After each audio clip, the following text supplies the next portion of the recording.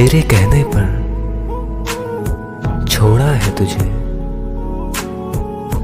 अब दुनिया से ये मत कहना कि बेवफा थे हम। आज आईना भी मुझसे ये सवाल कर बैठा कि ये किसके लिए तू अपना ये हाल कर बैठा। इंसान के हाथ में तो सिर्फ कोशिश है, कामयाबी तो सिर्फ खुदा देता है। एक अरसा लगा था हमें अपने दिल की बात बोलने में, और उन्हें एक पल भी ना लगा इनकार करने में।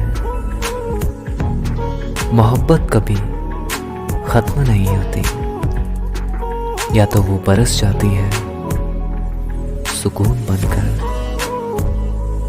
या बरस जाती है अक्सर दर्द बनकर।